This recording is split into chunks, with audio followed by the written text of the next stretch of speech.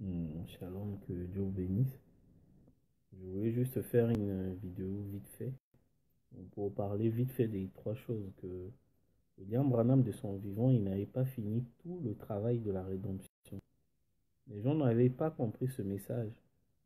William Branham, il est venu nous montrer que c'est lui le Dieu qui sera en nous. C'est le Saint-Esprit qui devait être dans le cœur du croyant, le Saint des Saints, pour finir le plan de la rédemption. C'était à nous de finir ce plan. Vous voyez? Parce que quand il avait dit, vous savez, William Branham, il avait deux langages. Les gens ne comprenaient pas. Comme il est Dieu, il est en même temps époux, épouse. À un moment, il parlait comme s'il était un homme comme nous. À un autre moment, il parlait comme s'il était Dieu. Donc à un moment, il parlait comme épouse, en priant, en attendant la venue du Seigneur. À un autre moment, il parlait comme Dieu. Il dit, c'est maintenant, la venue du Seigneur, c'est maintenant et tout pour parler de lui. Le millénium, c'est maintenant. Ça, c'est en tant que Dieu. Mais en tant qu'épouse, le millénium, c'est quand le Saint-Esprit est en nous.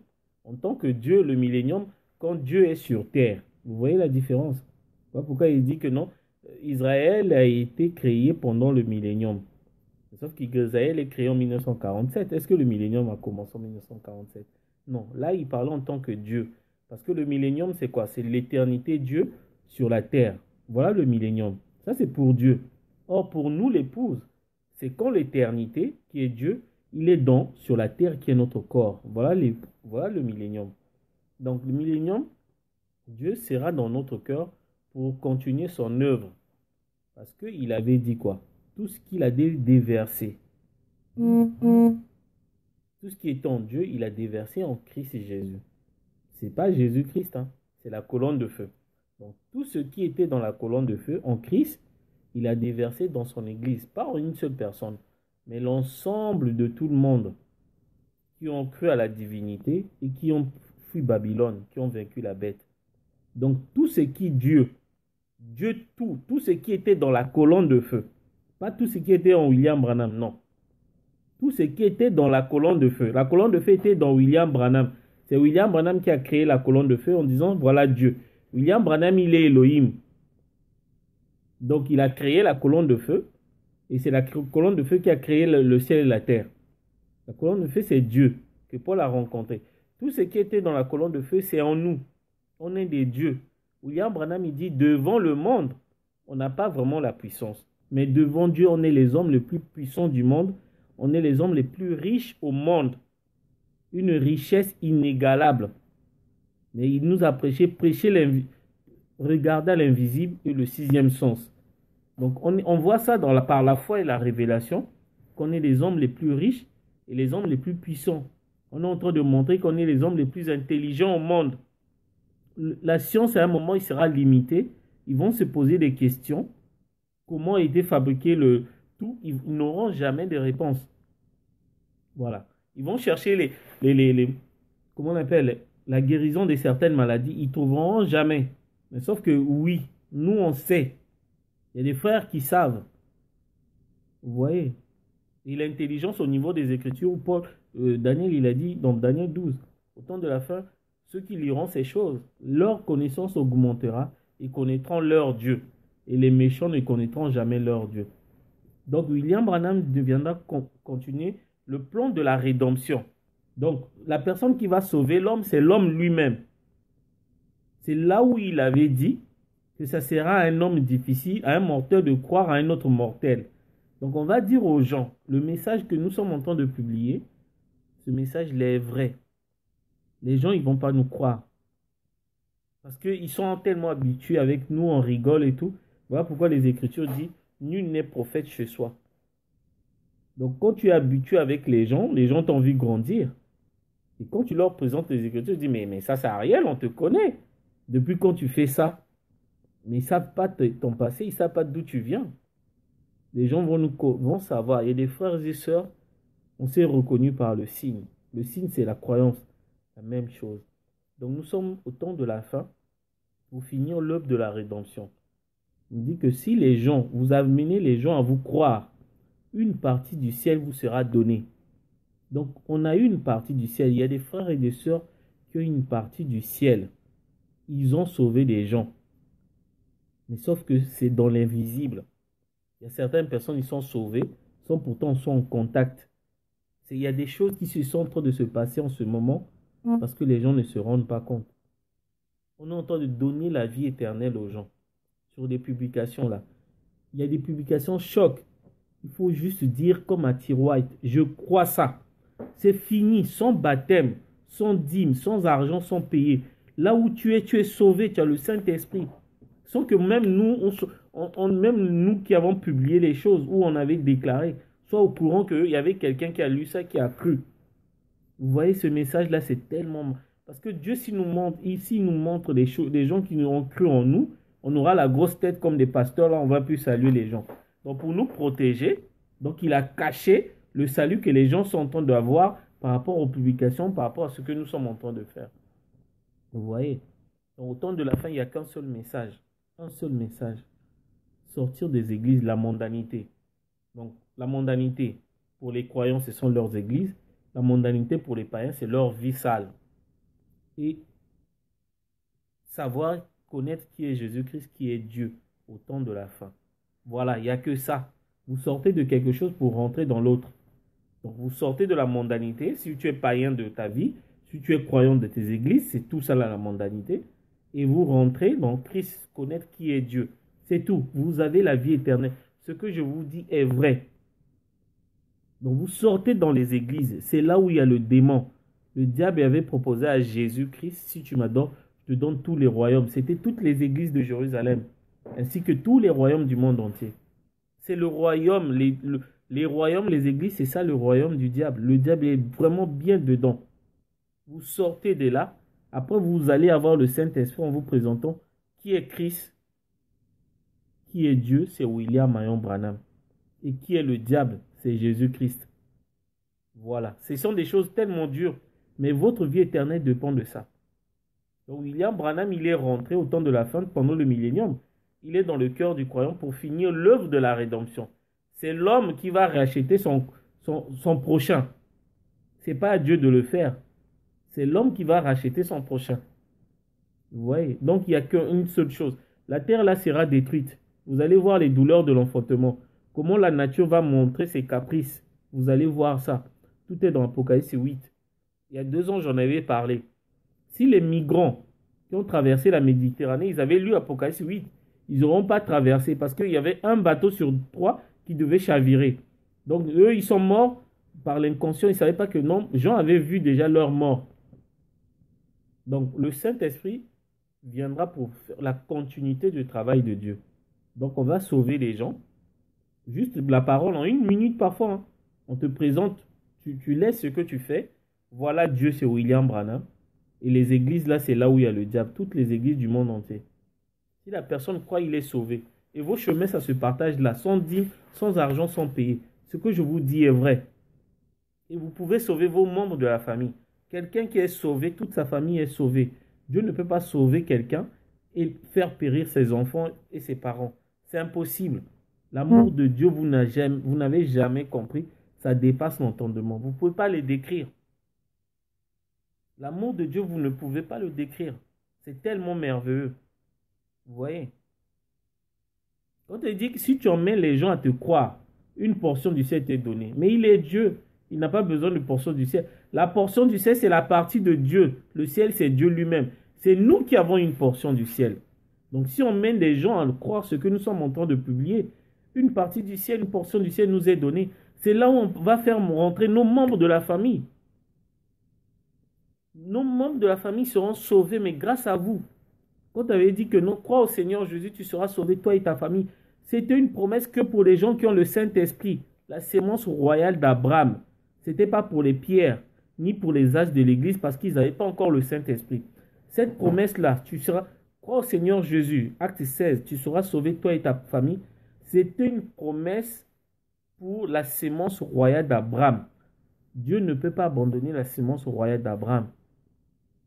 Parce que Abraham, quand Sarah avait ri, Dieu a failli tuer Sarah parce que Sarah avait douté. Sarah était incrédule, hein? Mais grâce à Abraham, Sarah était dans la promesse. C'est grâce à Abraham que Sarah a eu la vie. Lot, à Sodome, mais Dieu devait tuer Lot. Il devait raser tout Sodome. C'est Abraham qui a intercédé. S'il y avait 10 justes, Dieu devait sauver 10 justes. Si on avait 100, Dieu devait sauver 100. Mais il a trouvé que 3. Les gens disent, mais pourquoi la femme de Lot, si Dieu sauve quelqu'un avec sa famille, pourquoi la femme de Lot? Mais Lot ne fait pas partie de la sémence royale d'Abraham. La sémence royale d'Abraham concerne que les nations.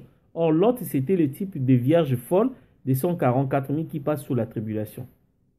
Vous voyez? Donc, après Abraham, c'est le temps de la fin. La sémence d'Abraham, ça c'est juste la sémence physique. Or, la sémence royale d'Abraham, c'est ceux qui ont le Saint-Esprit.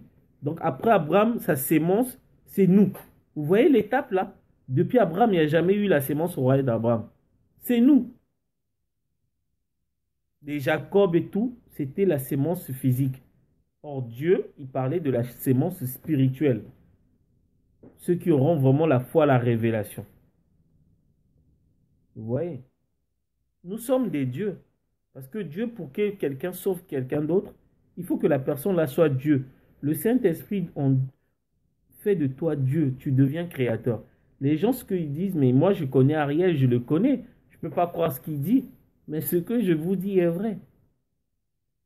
Est vrai. Nous sommes dans le millénium. La terre là sera détruite. Vous allez voir des choses. On est minuit moins 3. Il nous reste plus beaucoup de temps.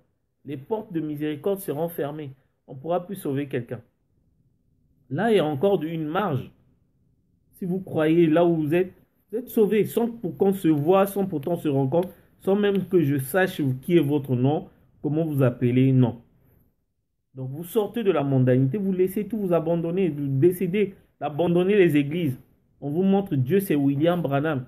Et Jésus-Christ, il est devenu péché, le diable est rentré dedans. Donc tout le monde adore Jésus-Christ, le diable à travers Jésus-Christ sans le savoir. C'était ça le mystère caché de la sémence du serpent. Maintenant, les morts en Christ, ils attendaient que nous arrivions à la perfection. Ils arrivaient que c'est Paul qui le dit dans Hébreux 11. Hein. Donc, ils n'ont pas obtenu ce qu'ils avaient promis, ce que Dieu les avait promis, c'est-à-dire que le Saint-Esprit. Donc, Dieu, il fallait que nous, on arrive à la perfection pour que les Paul et tous, ils ressuscitent. Donc, nous, on est arrivé à la perfection. On va faire rentrer la dernière brebis noire. Et le message qu'on entend de proclamer là, c'est ça qui va ressusciter les Pauls. Les morts en Christ vont d'abord ressusciter premièrement. Ils seront sur terre. Ils seront sur terre. Après, Dieu il va finir avec l'Église. Il n'y a plus de miséricorde. Le sacrificateur est parti, il y a la fumée. Il n'y a plus de sang. Là, en ce moment, franchement, ce que je vous dis, ça sera trop tard. Je ne force personne, mais ce que je vous dis est vrai. C'est vrai. On va ressusciter les Pauls, les Irénées, ils crient jusqu'à quand? Nous sommes les messagers. William Branham le dit. Hein. Si je prends les Saintes Écritures, William Branham le dit. Je vais lire juste quelques écritures. Vous allez voir que William Branham l'a vraiment dit. Mais bon. William Branham il dit, Dieu était en Jésus, le mystère de la piété. Donc, tout ce qui était en Dieu, je suis dans la brochure, je prends les Saintes Écritures. Pourquoi le Saint-Esprit a-t-il été donné? Le 17 novembre 1959, paragraphe 20. Tout ce qui est Dieu était, il a déversé en Christ la colonne de feu. Parce qu'il s'est vidé, il a déversé en Christ. Et Christ était corporellement la plénitude de la divinité. Tout ce que Jéhovah, il a déversé en Christ. Et tout ce qui était en Christ, il a déversé dans l'Église. Donc l'Église, c'est l'ensemble de croyants. Tout ce qui était en Jésus-Christ, Dieu a déversé ça aujourd'hui dans les gens. Les gens que vous voyez là, que vous n'accordez pas de l'importance. Mais c'est eux qui vont vous donner la vie éternelle. Ils sont là. Parfois, il manque même le bus. Mais ils sont là. Ce sont des hommes les plus puissants au monde. Il manque même l'argent de bus. Ça peut être ton voisin de classe ou machin. Ils sont là. Ce que je vous dis est vrai. Donc la personne, William Branham, s'il est venu pour montrer que c'est moi qui étais en Jésus, c'est moi qui ai parlé en Moïse, et c'est moi qui serai en vous. Voilà pourquoi il était venu. Pour nous donner son nom. Parce que sans son nom, on ne pouvait pas arriver à la perfection. Parce que c'est les 7 tonnerres qui emmènent les gens à la perfection. Donc il fallait qu'il soit né. Donc pour avoir un nom, il devait naître par la femme. C'est grâce à la naissance là, et ce qui correspond à la résurrection, que nous sommes en train de parler, le témoignage de la résurrection. Nous sommes des messagers. Il le dit, hein, si nous prenons les Saintes Écritures. William Branham, il dit, nous sommes des messagers. Il dit dans Hébreux chapitre 2, première partie du 27 août 1957, paragraphe 37, nous sommes des ambassadeurs, que nous sommes des anges, les messagers de la résurrection, et nous sommes les messagers de Dieu. La résurrection, c'est la naissance de William Branham. Le rouge-gorge a confirmé. Donc, on veut dire aux gens que Dieu est déjà venu. Le Messie que vous attendez, il est déjà venu. C'est ce qui nous permet de vous expliquer toute la Bible, de Genèse à Apocalypse. Je ne peux pas tout connaître, je connais une partie. Il y a des frères et des sœurs qui connaissent une autre partie. Et puis on recolle le morceau. Voilà ce qui constitue l'épouse. Voilà ce qui fait la force de l'épouse. On est des messagers. Il y a des messagers, des gens avec qui tu as grandi. Mais ils ne sont pas de ce monde. Ce sont des messagers. Ils sont les hommes les plus puissants que Paul. Les Paul aujourd'hui, parce que les Paul, ils dépendent de nous. Ils attendent que nous, on veuille les délivrer. Parce qu'ils attendent aussi la couronne. La couronne que Paul parlait dans 2 Timothée. J'ai combattu le bon combat, j'ai gardé. J'ai achevé ma course, j'ai gardé la foi. La couronne de justice m'est réservée. C'était ça, ils attendaient ça. Donc ils seront bientôt ressuscités. Il nous reste plus beaucoup de temps. Les calculs, on a fait des calculs. Ça tombe vraiment juste. Je ferai une vidéo sur ça, si Dieu me permet. Voilà. Les gens vont nous... On va partir. Vous allez voir, il y a un événement qui va se faire dans 3 ans. Dans 3 ans, il y a quelque chose qui va se faire. Donc si tu es sauvé, toute ta famille est sauvée. Mais tu dois avoir le Saint-Esprit. Le Saint-Esprit, c'est une personne. C'est cette personne-là qui doit être dans ton cœur. C'est William Marion Branham. Il n'y en a pas deux. Il n'y en a pas deux. Les publications sont publiques. Les gens, ils viennent. Ils n'arrivent pas. J'ai fait des débats. Je suis allé dans les rues. Personne n'a tenu. Parce que ce message est vrai. Sinon, je ne serais même pas là. On a compris Marc 16, tout. Marc 16, on a créé ce que Jésus n'a pas fait, ni les apôtres. On a créé par la parole. La guérison de l'âme, on a donné les vies éternelles. Vous voyez? On a ouvert les yeux aux aveugles, des gens qui ne voyaient pas les Écritures. On les explique. Ah, maintenant je vois les Bartimée. Voilà. Là, tu viens de faire un miracle. Mais sauf que d'une manière physique, ils ne se rendent pas compte que non, il y a un miracle qui vient de se faire. Les boiteux, les gens qui savaient, ils disaient que c'est Jésus qui est Seigneur. Ils marchaient comme ça, ils avaient une mauvaise... Quand on leur a montré le vrai Seigneur, c'est William Branham, leur démarche s'est redressée. Donc les boiteux ont marché. Parce qu'ils avaient une fausse divinité de Jésus-Christ.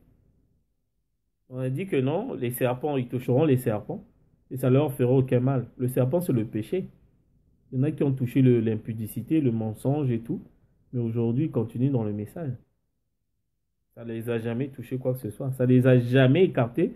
Ils se sont redressés, mais ça ne les a jamais enlevé la vie éternelle. À un moment, ils étaient même incrédules, puisque le péché, c'est l'incrédulité. Incrédule à certaines citations. Mais après, puisque le Saint-Esprit, si tu doutes à la parole, si tu as le Saint-Esprit viendra corriger ce que tu n'as pas compris. Moi, il y a des choses, j'ai dit des choses. Aujourd'hui, Dieu m'a corrigé un peu. Mais il faut vraiment avoir le courage de dire, même si c'est faux, mais tu as un bon esprit. William Branham dit, je préfère quelqu'un être dans la fausseté, mais avec un bon esprit, le Saint-Esprit, que d'être dans le vrai avec un mauvais esprit. Beaucoup de pasteurs, souvent, sont dans le vrai sur certains trucs, en répétant Branham, mais ils n'ont pas le bon esprit, le Saint-Esprit. Moi, j'ai dit des choses sur les 7 tonnerres, je disais c'était BRA, mais William Branham m'a corrigé. C'était son nom, William Marion Branham. J'ai dit beaucoup de choses. Vous voyez? Mais après, des breuvages mortels, ce sont les prédications de ces pasteurs-là. On a bu les breuvages mortels, non? On était dans les églises en train d'écouter les fausses doctrines. Voilà, les breuvages mortels, ça nous a rien fait puisque aujourd'hui on a vu la divinité. Malgré les enseignements de ces faux enseignements de ces pasteurs. Regardez, ça nous a jamais empêché d'atteindre le but. Voilà les breuvages mortels. C'était ça. Marc 16 s'est accompli sans publicité. Dieu est merveilleux. L'amour de Dieu, il n'y a pas de limite. Vous ne pouvez pas le décrire. Même les mots que je peux utiliser, ça ne pourrait jamais décrire les. Voilà. Voilà pourquoi je dis, vous pouvez juste, il y a une partie d'une portion du ciel qui vous est donnée. Faites rentrer vos parents. Comme Abraham a réclamé Lot, il était son parent, il a réclamé. Moi, je ne sais pas si on doit réclamer les amis. Je ne sais pas. Je ne sais pas. Par contre, sur la famille, les enfants, les parents, oui. Même si ton parent est sorcier, Dieu ne sauve pas quelqu'un par rapport à sa condition. Il sauve quelqu'un par rapport à sa grâce. Même s'il est sorcier, William Branham il dit, il y aura des gens au ciel, vous serez étonnés de voir les gens au ciel. Il était sorcier, mais il est rentré comment? Parce qu'il est né dans une bonne famille. Il y avait une lumière. Son enfant, son fils, il a cru au message. C'est grâce à son fils que Dieu a pardonné les péchés de toute la famille. Ce message-là est vrai. Des choses comme ça, vous ne pouvez pas entendre ça nulle part. Si tu crois au message, ton père, même s'il est sorcier, il a bouffé même 10 personnes. Dieu ne tiendra jamais compte de ça. Parce que toi, ton sang, le Saint-Esprit en toi, empêche Dieu de voir la sorcellerie de ton père. Ce que je vous dis est vrai. Réclamez, croyez d'abord. Oui, Jean-Baptiste dit, il y a ne brûlez pas les étapes. Premièrement, le royaume des cieux. Donc le message destiné à votre jour. C'est quoi le message d'aujourd'hui? C'est sortir de la mondanité des églises et que vous devez connaître qui est Dieu. Il s'appelle William Marion Branham et qui est le diable? Il s'appelle Jésus-Christ. Donc tout le monde entier adore le diable au nom de Jésus-Christ. Voilà pourquoi beaucoup ils seront étonnés. Et Jésus il avait dit, beaucoup viendront en mon nom. Moi Jésus. Seigneur, je n'ai pas fait ceci à ton nom. Je n'ai pas guéri les malades en ton nom. Retirez-vous de moi, ouvriers de l'iniquité. Donc des gens là, il avait averti que le danger viendra en son nom. Les gens vont continuer à prier en son nom alors que Dieu lui-même est venu. Il a changé de nom d'après Apocalypse 3:12. Mais bon, c'est dommage. Vous savez, ce qui va nous tuer, c'est pas la voiture, les accidents. C'est le chagrin. Le chagrin. Jésus-Christ est mort. Donc William Branham dit, c'est le chagrin qui a tué Jésus-Christ parce que les gens ne comprenaient pas sa mission. Il était venu pour eux, ils l'ont assassiné. Il dit, mais vous ne savez pas que je suis en train de mourir à votre place? C'est ça, ce chagrin-là qui nous... Et ce chagrin-là va nous tuer. On a des amis, on leur présente des choses. Ils refusent. Donc on sait que la vie éternelle, on connaît des choses que vous ne connaissez pas. On connaît beaucoup de choses. Beaucoup même. Parce on connaît beaucoup, on sait tout ce qui va arriver. Parce que Dieu ne peut rien cacher à la sémence royale d'Abraham. Quand il a détruit Sodome, il n'a jamais caché. On connaît le mois, on connaît l'année, mais sauf le jour et l'heure. Ça, Dieu ne l'a jamais. Il a dit, vous ne connaîtrez jamais le jour et l'heure. William Branham, il dit, Dieu n'a jamais dit le mois ni l'année. Donc, ça veut dire on connaîtra l'année et le mois. Quand est-ce que Dieu va détruire la terre? Quand est-ce que l'arche sera fermée, on ne pourra plus sauver des gens. Voilà. Et les morts en Christ vont ressusciter. Les gens connaissent. Les calculs sont bons. On connaît tout. On connaît l'année. On connaît le mois. On vous présente le message. Tout ce qu'on a publié est vrai. Sinon, on ne sera pas là. On serait déjà bouffé par les pasteurs. Pourquoi ils ne viennent pas? On les attend. Ce qu'on dit est vrai. Ce que je vous dis est vraiment réel. Mais vous aurez du mal parce que la Bible dit nul n'est prophète chez soi. On se connaît. On a grandi ensemble pour certains. On a fréquenté ensemble pour d'autres. Ça serait un peu difficile de croire que est-ce que ce qu'Ariel il est en train de dire est vrai? Ariel, c'était mon ex. Comment il peut dire des choses? Moi, c'est dur de le connaître. Ça, c'est une autre personne. Mais bon, c'est le chagrin qui va nous tuer. De voir des gens, ils ont piétiné. Dieu nous a rendu la tâche. Nous a facilité la tâche. Un seul message. Un seul message. On vous demande juste de sortir de votre vie mondaine, votre vie actuelle, les églises, si tu es croyant, et païen, la mondanité. Laissez les trucs là. Venez. Le Messie que vous attendez est déjà venu. Vous allez voir tous les signes qui vont vous montrer que le Messie est déjà venu. Vous attendez pour en vain. Vous attendrez en vain. Il est déjà venu. Il est maintenant dans le cœur des gens. Et c'est ce Messie-là qui nous permet, qui nous permet d'écrire ce que nous sommes en train d'écrire. Les frères et sœurs des publications, les frères d'autres, ils chantent des cantiques, les inspirations là. C'est la même personne. Voilà tout ce qu'il avait déversé. En Christ, il a déversé ça dans son église. Tout le monde est pareil, au même stade. Personne n'est pas plus grand que l'autre. On est tous pareils. Les petits, les grands, les vieux, tous pareils. On aura des visions. Les visions, c'est que quand tu ouvres la Bible, Dieu t'explique le verset et tu publies. Voilà les visions de Joël 2. Les jeunes, vos fils et vos filles auront des visions. Les visions, c'est qu'on verra les Écritures. On ouvre la Bible. Dès que j'ouvre la Bible, je comprends ce que Dieu veut dire. Alors que quand d'autres ouvrent, ils ne comprennent rien. Ils ne comprennent rien, pardon. Voilà, donc je voulais juste parler de Marc 16 et de Millénium, que Dieu est venu. Il est dans le cœur du croyant, c'est la troisième venue. Et les morts en Christ vont être ressuscités. Après, Dieu va aller chez Israël pour faire 3 ans et demi. Les 3 ans et demi, une fois qu'il aurait fini avec nous les nations, les morts en Christ se ressuscitent. Là maintenant, il va chez Israël 3 ans et demi avec Élie et Moïse. Donc Dieu, il était en nous pour sauver les nations. On a publié sur Facebook. Le monde entier peut lire Facebook dans n'importe quelle langue. Le parler en langue est là. Donc un Indien, il rentre sur Facebook, ma page, il va voir mes publications à sa langue. Un Chinois, il verra ça à sa langue. Donc il n'y a plus d'excuses. Et maintenant, il y aura Élie et Moïse qui vont rentrer pour 3 ans et demi. Vous savez, Élie et Moïse, ils sont là. Vous savez, ils étaient à Sodome dans Genèse 19. Ils ont aveuglé les gens. Après, ils vont sauver Lot et ses 2 filles, les 144 000. C'est les mêmes messagers qui ont aveuglé et qui ont sauvé Lot. Ils sont là, vous les connaissez. Vous connaissez leur nom. Ils vont rentrer en scène. Une fois que nous, on aura fini, on va leur laisser le temps. Ils sont en train de se préparer à Élie et Moïse.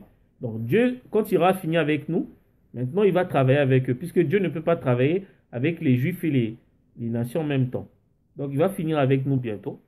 Après, il va s'en charger des 2 messagers que vous voyez souvent là, sur les réseaux sociaux. Voilà votre Élie et Moïse. Il va rentrer en eux. Un seul prophète, mais dans 2 personnes.